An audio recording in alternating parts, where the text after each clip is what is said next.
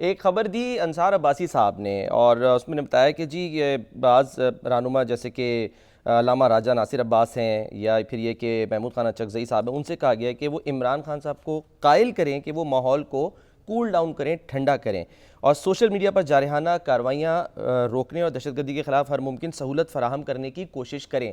अब ज़ाहिर है इसके लिए तो मुलाकात ज़रूरी है कि अडियाला जेल में वो जाएं, मुलाकात करें। तो आपको लगता है कि ये भी उसी मतलब तरफ एक कदम है कि शायद एक राह हमवार हुई है और इन रहनुमाओं को मौका मिल सके कि वो जाएं और जाके खान साहब को कायल कर सकें अगर मिलने चले जाते हैं?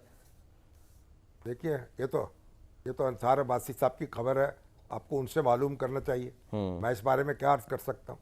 मैं तो ये देखता हूँ कि महमूद खान अचकज़ई हों या राजा नासिर अब्बास हो, वो तो माशाल्लाह उनके तो हाथ में हर वक्त माचिस होती है। जहाँ चाहें आप दिया सलाई जला लें और आग भड़का लें। राजा नासिर अब्बास की कभी गुफ्तगू आपने सुनी है? जी जी। और आपने अचकज़ई साहब की बातें सुनी हैं? और इनसे कहा जाएगा भाई ये तो आग लगाने वाले लोग हैं और अपने जज्बात के अंदर हर वक्त तुंदो तेज़ अल्फाज जो हैं वो तलाश करके जज्बात में तैर रहे होते हैं। तो इनसे ये कहना कि आप खान साहब आपको जाके ये समझाएं, ये उनकी अपने लोग मौजूद हैं। गौहर बेस्टर गौहर साहब को देख लीजिए, उनके दूसरे असद कैसर साहब को देख लीजिए, खुद सलमान अकरम राजा को देख लीजिए। बड़ी सेंसिबल गुफ्तगू करते हैं और बड़े अच्छे तरीके से मामला करते हैं। तो उनकी अपनी पार्टी में लोग मौजूद हैं, तो उनको इस तरह जो ये मुख्तलिफ जो बड़े बड़े ऑरेटर्स हैं जिनको खुद अपनी खताबत से खुद ही इश्क हो जाता है, उनसे ये तवक्को न रखें कि वो खान साहब को समझाएंगे। हाँ, हो सकता है कि वसीतर इत्तेहाद कायम हो जाए तो मौलाना फजलुर रहमान और कुछ दूसरे लोग जो हैं, शाहिद खान अब्बासी और दूसरे जमात इस्लामी वाले, वो इसके अंदर आ जाएं तो वो खान साहब से कोई संजीदगी से बात करने लगें और संजीदगी से मामलात को तय करने की कोशिश करने लगें।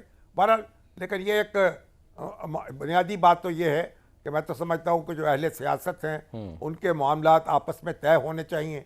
और हमारे जो वज़ीर आज़म हैं शहबाज शरीफ साहब, और अभी तो मौलाना फजलुर रहमान ने कहा ना कि नवाज शरीफ साहब इस तरफ अपना किरदार अदा करें। जी हाँ। तो नवाज शरीफ साहब एक सीजनड पॉलिटिशियंस हैं, हाँ, तो उनसे भी तवक्को रखी जा सकती। तो ये सारे लोग जो हैं जितने भी लड़ते भिड़ते रहें, लेकिन इनमें खूबी होती है कि ये एडजस्ट भी कर सकते हैं, एक दूसरे के साथ बैठ भी सकते हैं।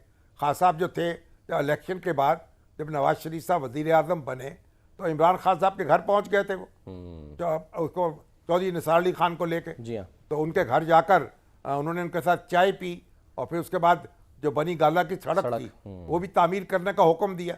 तो ये एक वो जो थे नवाज शरीफ साहब ने तो इसका मुजाहरा किया था। और आज भी देखें मौलाना फजलुर रहमान के साथ जो उनकी बातचीत हो रही है, जो मफाहमत हो रही है, ये भी तो एक बड़ा अनोखा काम है ना, क्योंकि दोनों एक दूसरे के खिलाफ जिस तरह जिस तरह गुफ्तगू करते रहे हैं, वो भी ये तारीख का हिस्सा है। तो अगर इन दोनों के दरमियान फासले कम हो सकते हैं तो दूसरों के दरमियान भी हो सकते हैं। तो शहबाज शरीफ साहब जो हैं और इमरान खान और नवाज शरीफ साहब और आसफ अली जरदारी साहब के वो दरमियान फासले कम क्यों नहीं हो सकते? तो खान साहब को थोड़ा सा इस मामले में गौर करना चाहिए, उनके हरीफों को भी गौर करना चाहिए। बाद में हाथ मलने से क्या हासिल है?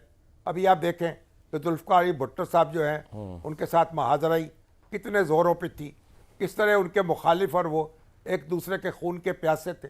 जब भुट्टो साहब को फांसी लगी है तो किसी ने मुतालबा नहीं किया, फांसी की सज़ा दी गई, उनके किसी सियासतदान ने मुतालबा नहीं किया कि इनको फांसी न दी जाए, इनको रहा किया जाए। और जब वो उनको फांसी लग गई, कोई उनके जो मुखालिफ सियासतदान थे उनमें से कोई उनके घर जो है वो ताज़ियत करने के लिए नहीं गया, बेगम नुसरत भुट्टो से नहीं मिला। आज क्या हो रहा है?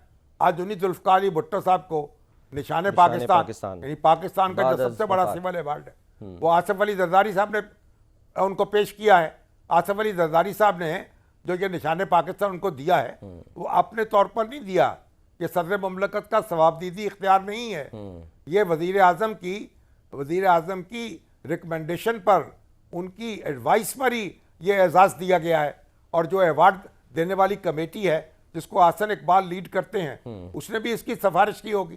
तो आप देखें कि एक ज़माने में किस तरीके से मुस्लिम लीग में और पीपल्स पार्टी में फासला था। एक दूसरे के खून के प्यासे थे।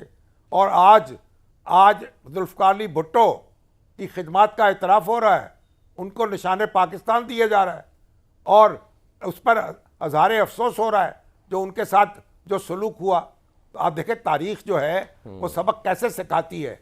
आज भुट्टो साहब के मुखालफिन जो हैं वो भी उनके बारे में अज़हार ख्याल करते हुए बड़ी एहतियात से काम लेते हैं। आज भुट्टो साहब की खूबियों को याद किया जाता है, उनकी खामियों को नज़रअंदाज किया जाता है।